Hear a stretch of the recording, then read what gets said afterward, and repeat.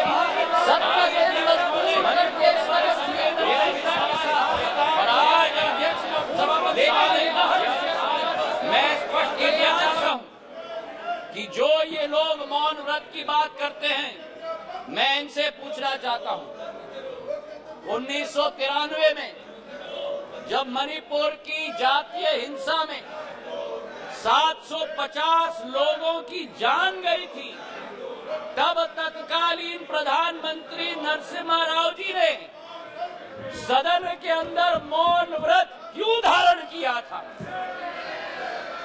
इसका जवाब ये दें। और केवल सन 1993 में नहीं, लेकिन 2011 में जब मणिपुर में 123 दिन ब्लॉकेड चला, जातीय हिंसा चली, तब उस समय में भी तत्कालीन प्रधानमंत्री मनमोहन सिंह जी ने सदन के अंदर मौन व्रत क्यों धारण किया था? इसका उत्तर भी ये लोग दें। तो सभापति महोदय, मैं आपसे पूछना चाहता हूं कि ये अगर दोगली राजनीति नहीं है, ये अगर पॉलिटिक्स ऑफ कन्वीनियंस नहीं है, तो क्या है? मैं पूछना चाहता हूं। आज सभापति महोदय, लोकतांत्रिक व्यवस्था पर मैं इनको भाषण नहीं दूंगा, लेकिन जो इनकी अवसरवादी सोच है, उसका पर्दाफाश पूरे देश के जनता के समक्ष में रखना चाहता हूं। ये जो समूह है I.N.D.I.A. इस समूह में एक प्रोफेसर हैं जो मोरालिटी की बात करते हैं, सिद्धांतों की बात करते हैं, मूल्यों की बात करते हैं, लेकिन प्रतिनिधित्व वो एक ऐसे दल के करते हैं जिन्होंने भ्रष्टाचार की नई कीर्तिमान स्थापित की। इस I.N.D.I.A. समूह में एक ऐसी समूह की नेत्री है, जिस समूह की नेत्री सोचती है कि कश्मीर को भारत के साथ जोड़ना सबसे बड़ी भूल है। ये इनका असली चरित्र है। मुझे लगता है आप बहाना ढूंढ रहे हैं बाहर जाने का। ये उचित नहीं है, ये उचित नहीं है। कार्यकर्ता ने आपने अविश्वास प्रस्ताव लाया, उसका उत्तर सुनिए आप। ये बिल्कुल मर्यादाहीन व्यवहार करना, उसके बाद वॉकआउट करना, ये लोकतांत्रिक संसदीय व्यवस्था की दृष्टि से उचित नहीं है। नो, बिल्कुल गलत बात है ये। आपका इस प्रकार से बहाना लेकर के बाहर जाना, ये बिल्कुल संसदीय व्यवस्था का अपमान है। ये बात कृपा करके नोट करिए आप लोग, प्लीज। Honourable minister, please.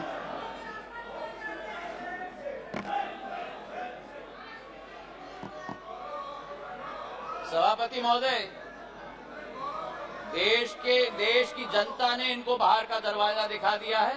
अब सदन से भी स्वयं बाहर जा रहे हैं।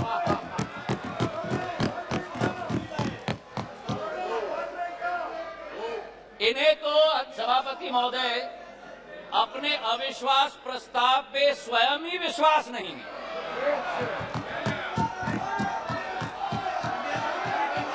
सुन लो,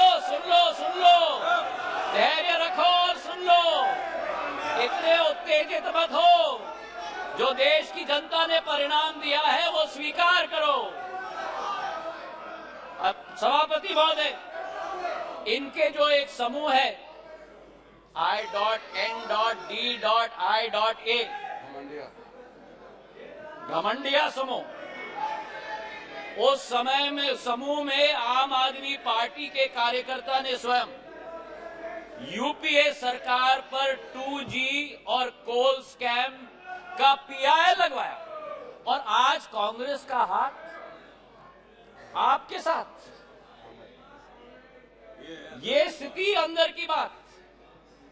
और वही स्थिति सभापति महोदय, हमारे टीएमसी के साथी यहां बैठे हुए थे, जिस टीएमसी के बारे में अधीरदा रोज इस सदन में लपक कर भ्रष्टाचार की बात करते थे, चिटफंड की बात करते थे, अपने संसदीय क्षेत्र में कार्यकर्ताओं की कत्लों की बात कर रहे थे, आज वही कांग्रेस पार्टी और वामपंथी दल हाथ में हाथ उस टीएमसी के साथ मिला रहे हैं। तो ये इनकी असलियत है। और जो मैं कहना चाहता हूं सभापति महोदय कि अगर इन लोगों को अपने गठबंधन में एक दूसरे के विरोधी होकर भी सत्ता के लालच के साथ पूरे तरीके से कुनबे की तरह साथ में आ रहे हैं। आरजेडी और जेडीयू की बात करें, लालू प्रसाद यादव जी पर जो रोजगार का आरोप लगाया था, जमीन पर रोजगार का एक्ट का आरोप लगाया था, वो जेडीयू के वर्तमान के अध्यक्ष ने स्वयं सीबीआई को सबूत अपने हाथों से दिलवाया था। और आज दोनों हाथ में हाथ मिलाकर चल रहे हैं। ये संविधान बचाने की बात करते हैं सभापति महोदय, ये क्या अपना ईमान पहले बचा पाए, उसका उत्तर देश की जनता को दें। आज सभापति महोदय विचित्र स्थिति है। आगे ये नाटक कर रहे थे। आगे आगे क्या नाटक करते हो? आपका स्वागत है, बहुत बढ़िया ड्रामा था। आपका स्वागत है।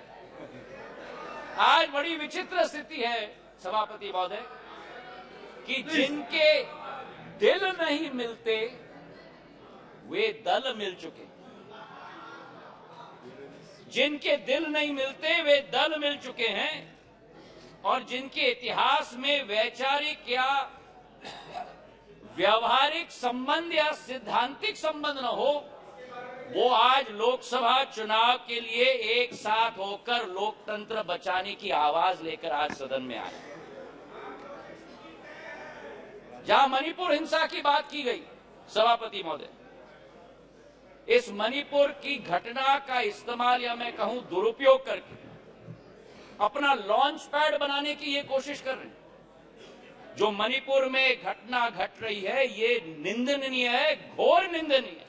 कोई भी भारतीय नागरिक इसका सपोर्ट नहीं कर सकता। हम सबके लिए ये घोर निंदनीय घटना है। लेकिन अध्यक्ष महोदय, सभापति महोदय, अगर भारत के इतिहास के काले पन्ने पलटें तो मैं पूछना चाहता हूं, सन 1964 के बंगाल के दंगे के समय में ये मौन क्यों थे? और अगर सन 1964 की हम बात न करें तो सन 84 के सिख दंगों के समय में जब 4000 हमारे सिख भाई बहनों को जिंदा जलाया गया था, तब ये मौन क्यों थे? मेरठ के सन 87 के दंगों के समय में ये मौन क्यों थे? और सन 1990 से 30 साल जो कश्मीर में 40,000 लोगों की मौत हुई और कश्मीर जल रहा था, तब ये मौन क्यों थे? और मैं अधीर रंजन जी का जो शब्द था, जो अंग्रेजी का कोटेशन उन्होंने दिया, इन सभी समय में एवरी मॉर्निंग सभापति महोदय, new widows were हाउलिंग, every morning new children were crying, every morning new houses were falling. और मूक दर्शक के रूप में हमारे ये साथी बैठकर सरकार में बैठे हुए थे। आज यहां बैठकर गौरव गोगोई जी ने,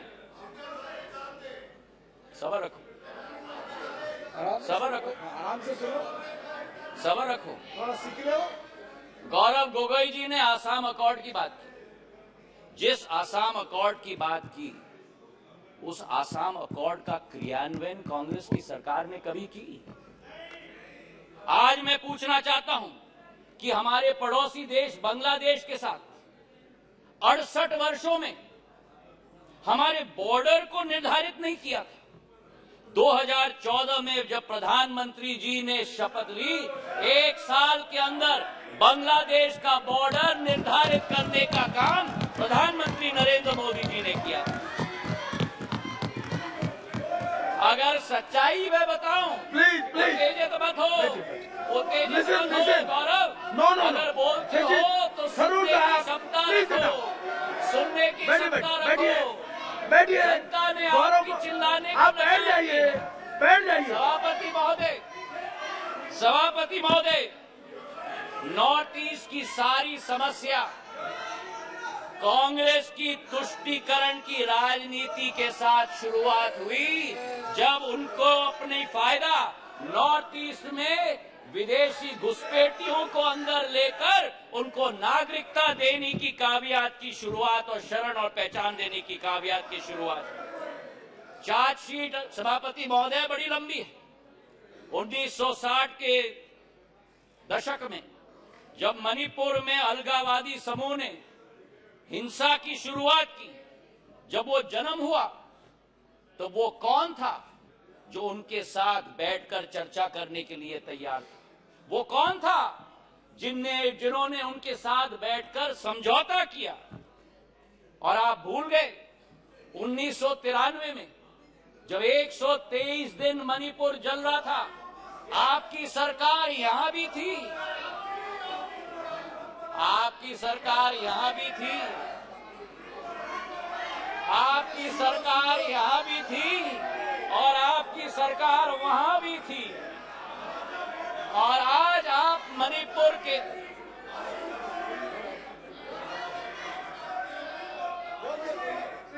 और आज सभापति महोदय अधीर दा उठकर कह रहे थे कि मणिपुर के सांसद क्यों नहीं बोले।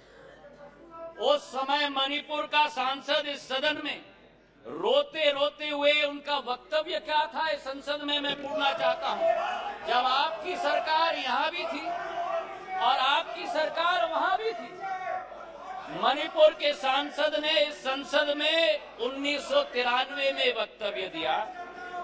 उन्होंने कहा, and I quote, the state government is helpless, it has no funds, the state government cannot even afford to purchase weapons for the security persons to fight the insurgents.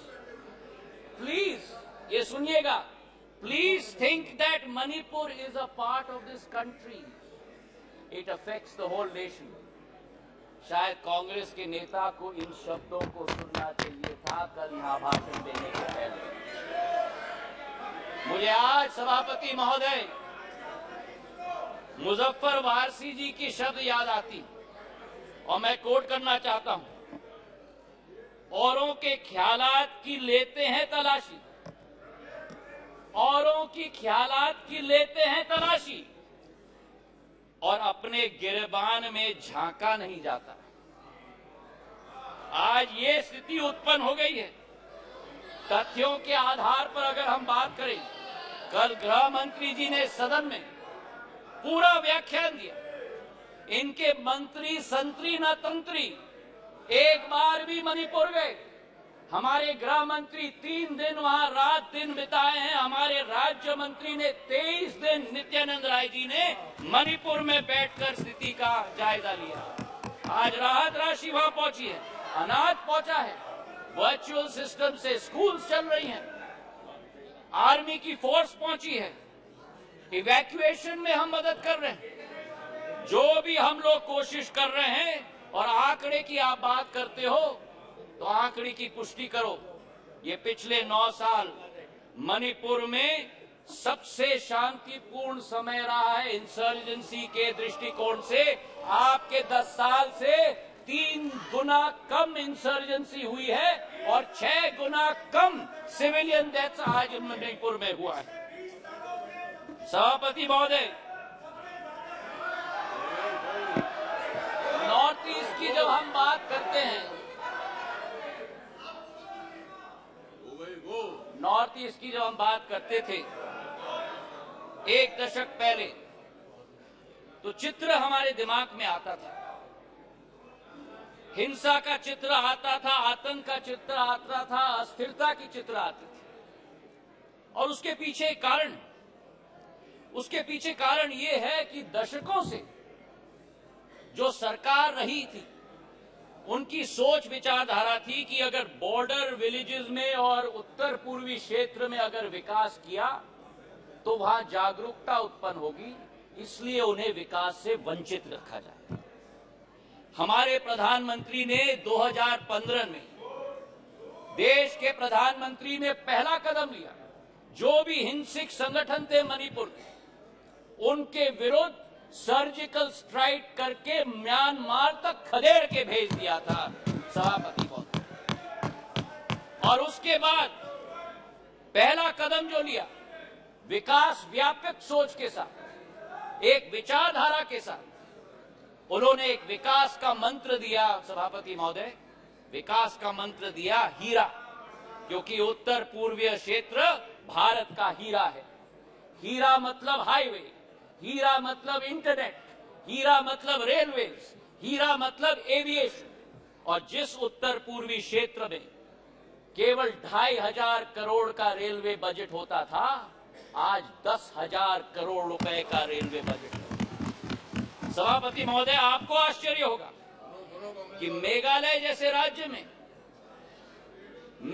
जैसे राज्य को 100 साल इंतजार करना पड़ा, जब तक प्रधानमंत्री नरेंद्र मोदी जी नहीं बने, कि मेघालय को अपने 100 साल में पहला स्टेशन मिला जब बीजेपी और एनडीए की सरकार।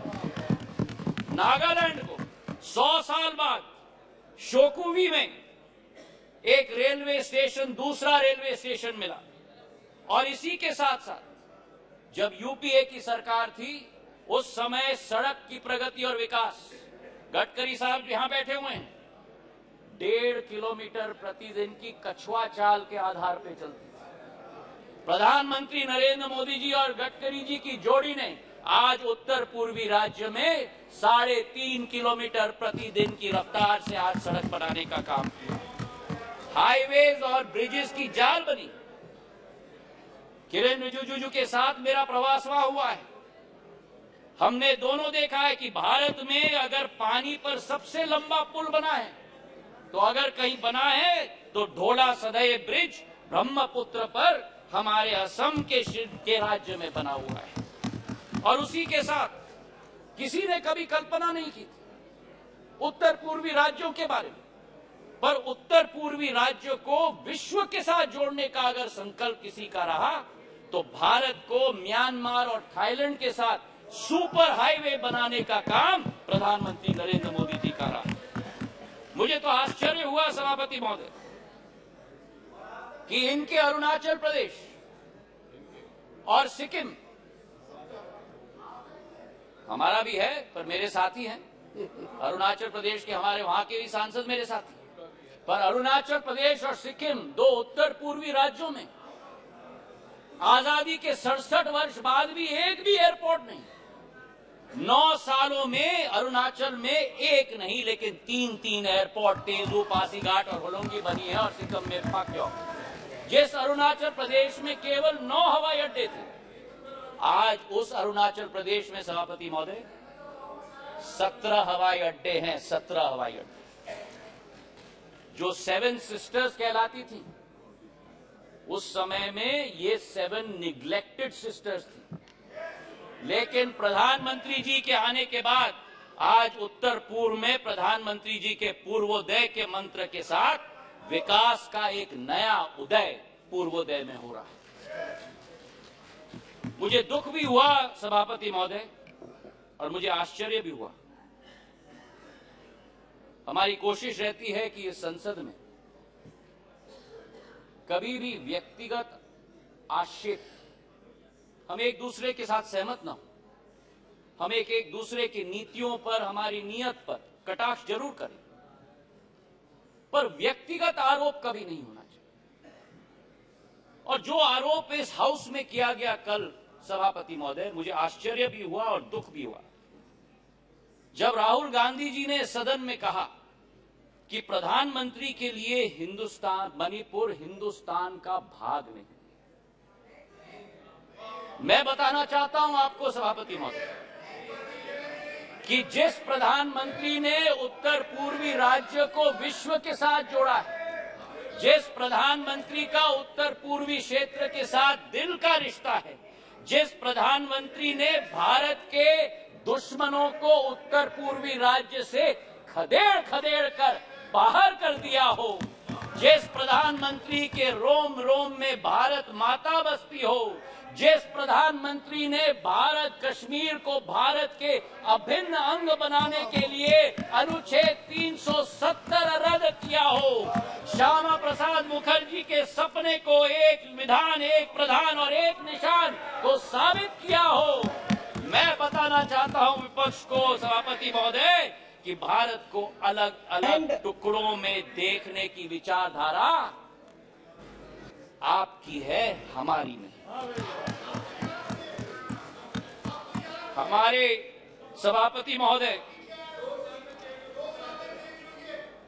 बैठो बैठो बैठो, आराम से बैठो। आपने ही चेंज कराया मुझे, कान खोल के सुन लो, सत्य सुन लो, आपने ही चेंज कराया।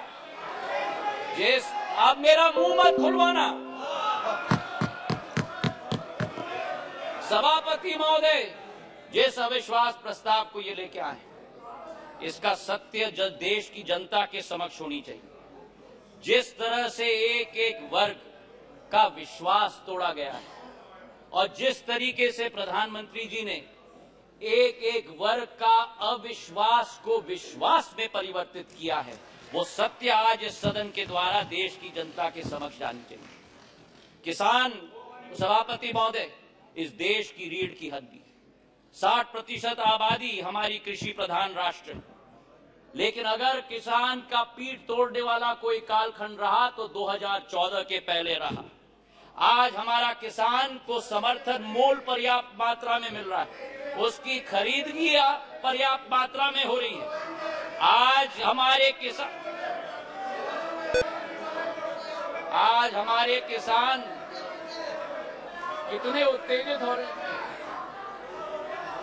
सभापति महोदय, खुजली बहुत आती है, खुजली बहुत आती है, खुजली बहुत आती है। आज हमारे किसान को, सभापति महोदय, धान की खरीदी में 90% वृद्धि हुई है, गेहूं की खरीदी में 75% वृद्धि हुई है। नरेंद्र सिंह जी यहां बैठे हुए हैं। हमारे समर्थन मूल्य की हम बात करें, 2014-15 में धान की एमएसपी 1360 थी, आज धान की एमएसपी 2183 है, 60% की वृद्धि हुई है। कल कपास की बात की गई, कपास की एमएसपी हम बात करें, कपास की एमएसपी 3350 रुपए होती थी, आज वही कपास की एमएसपी बढ़कर 6620 हो चुकी है, 80% की वृद्धि हो गई। सोयाबीन की एमएसपी 2560 रुपए होती थी, आज 4600 रुपए हो चुकी है, 80% की वृद्धि हुई। तो जहां हमारे देश का किसान, हमारे देश का अन्नदाता समृद्ध हो चुका है, उसी के साथ साथ किसान के लिए जो सीमांत हमारा कृषक है, 80% हमारा कृषक आज भी सीमांत कृषक है, उसके लिए एक सुरक्षा कवच के रूप में किसान सम्मान निधि के जरिए 6000 रुपया प्रति वर्ष 11.5 किसानों के खातों में 2,40,000 करोड़ रुपए प्रधानमंत्री ने पहुंचाने का कार्य किया। यही अंतर है तुष्टीकरण और संतुष्टीकरण के बीच में, सभापति महोदय।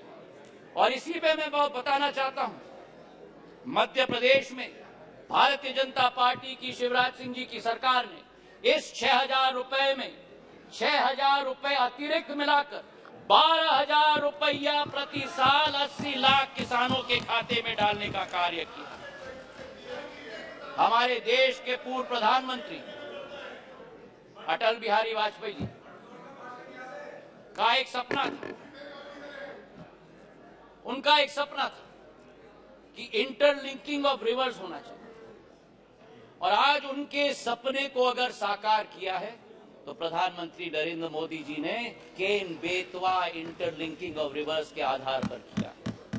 42,000 करोड़ रुपए की योजना, उत्तर प्रदेश और मध्य प्रदेश के 13 जिलों को मिलाकर 60 लाख लोग प्रभावित होंगे। ये वो बुंदेलखंड क्षेत्र है जिसने अपने इतिहास में सूखी माटी के अलावा कुछ नसीब नहीं किया था। अध्यक्ष सभापति महोदय, आज वहां 11 लाख हेक्टेयर की सिंचाई होगी, 105 मेगावाट की ऊर्जा का सर्जन होगा, और उसी के साथ इस परिवर्तन के स्केल पे भी मैं बात करना चाहता हूं। ये परिवर्तन का स्केल आजादी से 2003 तक 56 साल कांग्रेस की सरकार रही, 56 साल 7.5 लाख हेक्टेयर की सिंचाई हुई थी और 20 वर्ष में 2003 से 2023 तक 20 वर्ष में 45 लाख हेक्टेयर की जमीन की सिंचाई हुई है, 6 गुना। और जहां अब फिर उत्तेजित हो गए, और जहां 56 वर्ष में 7.5 लाख हेक्टेयर की सिंचाई की योजना थी, वहां प्रधानमंत्री नरेंद्र मोदी जी की सरकार ने एक योजना में 10.5 लाख हेक्टेयर की सिंचाई की योजना दिलवाई। ये इसी बात का उदाहरण है सभापति महोदय कि डबल इंजन यानी डबल विजन।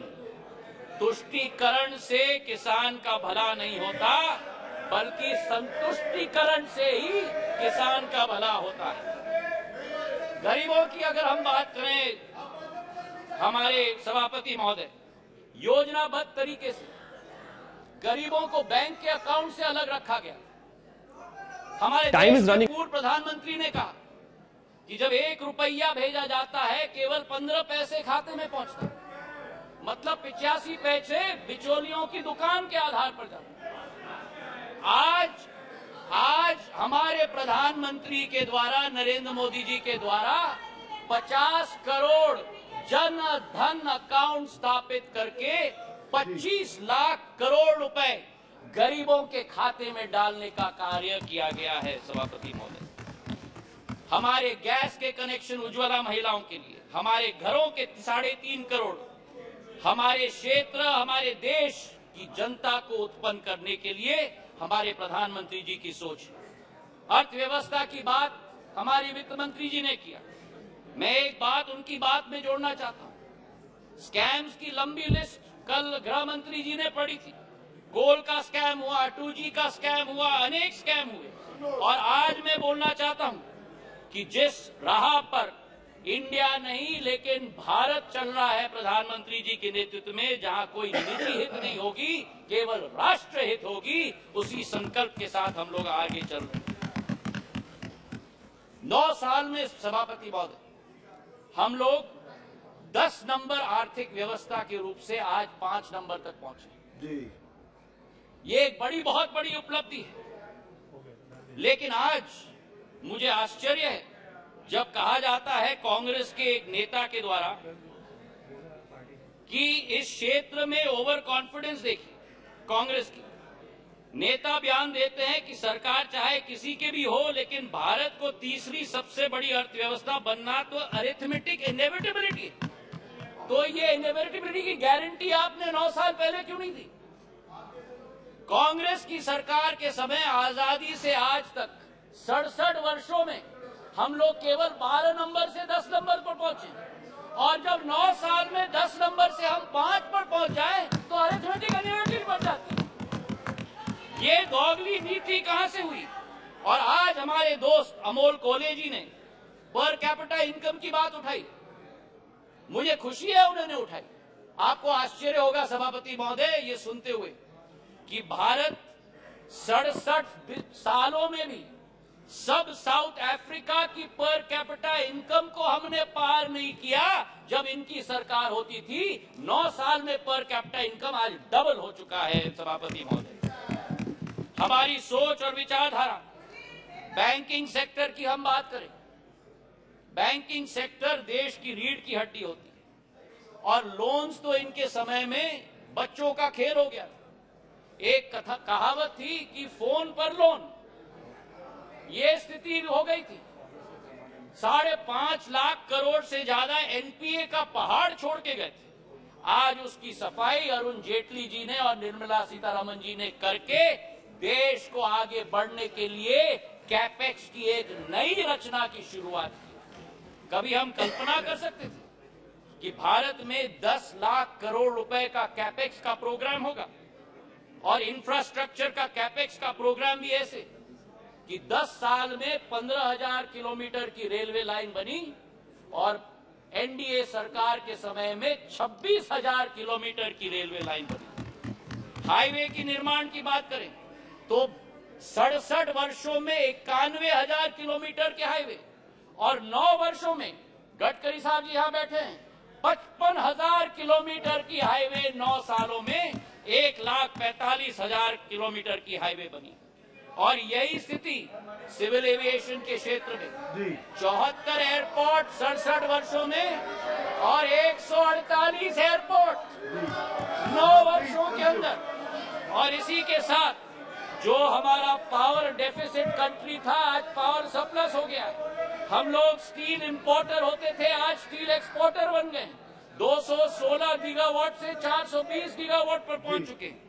कोल के मामले में 565 मिलियन टन से 900 मिलियन टन, और इस वर्ष 1 बिलियन टन का उत्पादन देश करेगा कोल का। सभापति महोदय, मैं ये कहना चाहता हूं कि ये अरिथमेटिक इनेविटेबिलिटी नहीं है।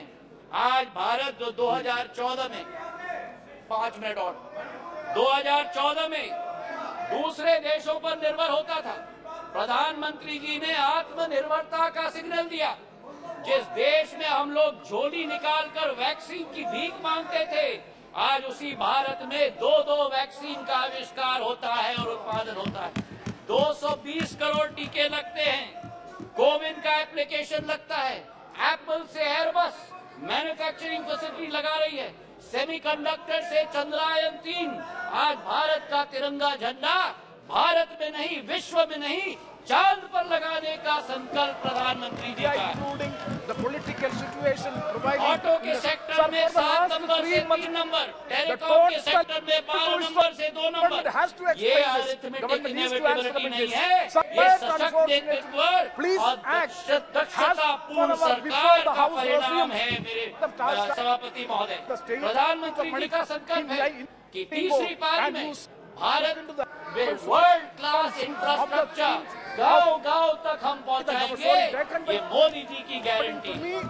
आज सभापति महोदय, ये स्वच्छ इंडिया अभियान की बात कर रहे हैं। ये कहते हैं कि नफरत के बाजार में मोहब्बत का दुकान नहीं, इनका दुकान तो भ्रष्टाचार का दुकान है, झूठ का दुकान है, दुष्कर्म का दुकान है, अहंकार का दुकान है। केवल नाम दुकान का बदलते हैं, सामान वही। राहत इंदारी जी का के शब्द मुझे याद आते हैं कि नए किरदार आते जा रहे हैं, गलती कर देते जिसकी वजह से उनकी नाटक पुराना चल रहा है। मैं ये कहना चाहता हूँ कि अधीर रंजन चौधरी जी ने स्वयं कहा कि ये मजबूरी का गठबंधन है। मैं उनको कोट करना चाहता हूँ।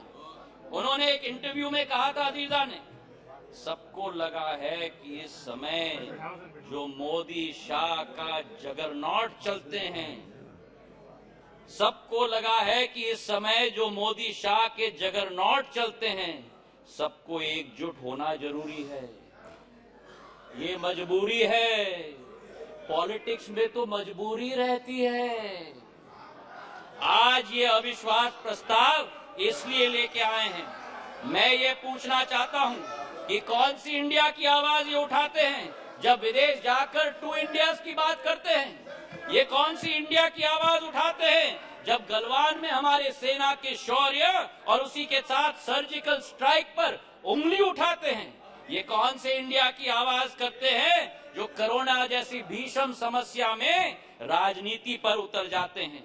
और आज पिछले 2 दिनों से सभापति महोदय, मैं सुन रहा हूं विपक्ष को, कोई महाभारत की बात कर रहा है, कोई रामायण की बात कर रहा है, कोई राम की बात कर रहा है, कोई रावण की बात कर रहा है। अच्छा है कि आज धर्म की बहुत याद आई इनको। कोई जनेऊधारी है, कोई मंदिर की परिक्रमा कर रहे हैं, कोई यज्ञ आयोजित कर रहे हैं, कोई पार्टी तो अपने संकल्प पत्र में डाल रहे हैं कि राम वन गमन पथ का हम संकल्प करते हैं। मैं इनको स्पष्ट रूप से बताना चाहता हूं, ये मुखौटा नहीं चलेगा। हमारी देश की आज 140 करोड़ जनता की आस्था और पीढ़ियों की सपना हमारे मर्यादा पुरुषोत्तम भगवान राम का भव्य मंदिर अयोध्या में प्रधानमंत्री नरेंद्र मोदी बनाने जा रहे हैं।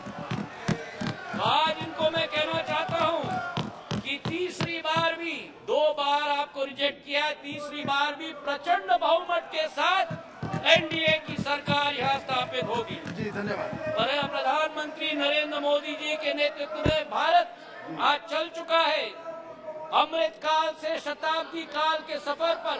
विश्व गुरु के रूप में भारत स्थापित होगा, इसमें कोई दो राय नहीं। और आप इस सत्य को अपने झूठ के साथ पराजित नहीं कर सकते। मैं अंत में 4 लाइन करके अपना बात समाप्त करता हूं। नागफनी पुष्प दे नहीं सकते, नागफनी पुष्प दे नहीं सकते, भ्रष्टाचारी जनहित सोच नहीं सकते। नागफनी पुष्प ले नहीं सकते, भ्रष्टाचारी जनहित सोच नहीं सकते। आपातकाल लगाने वाले संविधान की रक्षा कर नहीं सकते।